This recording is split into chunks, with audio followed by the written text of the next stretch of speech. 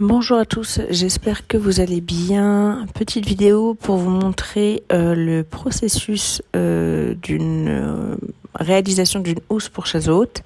On m'a donné il y a quelque temps une ancienne chaise haute en bois que je trouvais très jolie.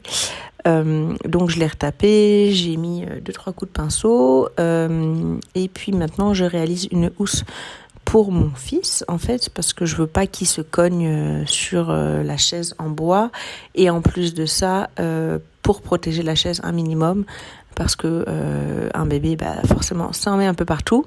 Donc l'idée c'était vraiment de réaliser une housse en tissu que je pourrais passer en machine facilement. Là, pour l'instant, j'en ai fait qu'une, mais il y a de fortes chances que dans les prochains jours, j'en fasse une autre pour pouvoir tourner un minimum. Donc, dans un premier temps, je découpe l'épaisseur de ma chaise, en fait, le rembourrage. Je vais mettre donc une assise, un dossier et les côtés. Pour ceci, je prends les mesures de la chaise haute et je viens tout simplement découper de la ouate. On va dire à l'image de la chaise, en tout cas à l'image de l'assise. Ensuite, je vais confectionner un plan. C'est pas vraiment un plan, c'est plutôt 2-3 brouillons sur une feuille papier. Mais voilà, l'idée c'était de savoir ce que j'allais faire parce que je fais pas des housses pour chaise tous les jours. Et en plus de ça, cette chaise haute, elle a pas des dimensions, on va dire standard. Donc voilà, j'ai dû prendre chaque dimension, les reporter, réfléchir au système d'attache de la housse, comment maintenir la housse sur la chaise haute. Pour ceci, j'avais deux options, soit faire des ficelles, des bandes de tissu en fait pour faire de jolis nœuds, soit mettre des pressions. D'un point de vue esthétique, j'aurais préféré mettre des nœuds. Mais pour des raisons de solidité et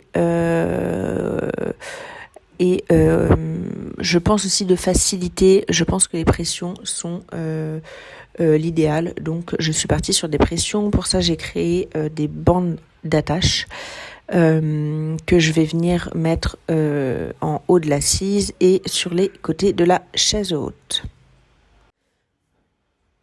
Donc voilà, donc là bien sûr je fais toutes mes bandes d'attache. Il y en a pas mal, hein. Il y en a 4, il y en a 8. Il y a 8 bandes d'attache, à savoir que les côtés, les bas des côtés de la housse vont être attachés sur l'assise.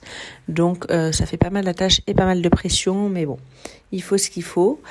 Donc là, rien de compliqué endroit contre endroit. Je vais venir faire une couture droite autour de mon rectangle, le retourner sur l'endroit pour ensuite le surpiquer et lui poser une pression. Une fois toutes mes attaches faites, je vais venir réaliser du coup les côtés de la chaise, les côtés de la housse. Donc là, je vais y mettre du rembourrage parce qu'il y a des petits barreaux sur le côté. Et je me suis dit que ça serait sympa. Après réflexion, j'étais pas forcément obligée de rembourrer cette partie. D'ailleurs, j'aurais peut-être pas dû, je sais pas. En tout cas, j'aime très bien le résultat. J'aime très bien, c'est pas très français, mais j'aime bien le résultat comme ça. Donc voilà, j'ai mis de la ouate sur les côtés de la chaise haute. Donc c'est des grands rectangles. Lorsque j'ai pensé mon patron, bien sûr, j'ai pris en compte l'épaisseur de la ouate qui était de 2 cm. Et par moment je mettais double épaisseur, notamment au niveau de l'assise, donc j'étais sur 4 cm d'épaisseur. Donc voilà, donc c'est toujours le même principe, les deux empiècements de tissu endroit contre endroit. Je vais venir faire mes coutures au point droit, dégarnir mes angles et mes valeurs couture. Et puis je vais retourner sur l'endroit pour enfin lui mettre son épaisseur, son rembourrage. Bien sûr, tout au long du processus, je vais venir m'appuyer sur ma chaise en fait. Je vais venir vérifier mes mesures, vérifier mes pièces de tissu, faire des tests, appliquer finalement les empiècements sur la chaise pour voir comment ils s'adaptent à la structure de la chaise, la morphologie de la chaise. pour être sûr que ça, au final, la housse soit vraiment adaptée à mon existant, entre guillemets, en tout cas à ma chaise haute en bois. Ensuite, on va passer aux choses sérieuses, entre guillemets. Je vais venir coudre le haut de la housse. Donc pour ça, je vais y intégrer mes bandes d'attache. Donc il y en a 4 en haut, donc je les intègre. Je vais les pincer dans ma couture tout simplement. Donc une fois ma housse retournée sur l'endroit, bien sûr je mets le dossier, en fait je mets le rembourrage du dossier, je vais venir piquer au point droit de façon à maintenir mon rembourrage pour pas qu'il se mélange avec la partie du bas, l'assise, et ensuite je vais rembourrer l'assise de la housse. Alors comme je vous l'ai dit en début de vidéo, me semble-t-il, je lui ai mis 2 épaisseurs au niveau de l'assise. Tout simplement pour que ça soit plus confortable pour lui, même si elle a la couche, voilà. Plus c'est rembourré, mieux c'est, enfin j'imagine que ce sera plus confortable pour lui.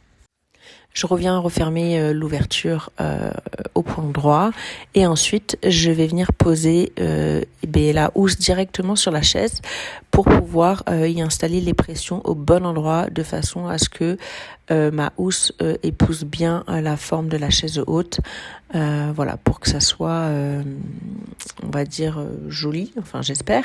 J'ai choisi la couleur des pressions, j'ai pris du jaune pour faire ressortir les petites fleurs. Et puis je vais venir y poser toutes les pressions.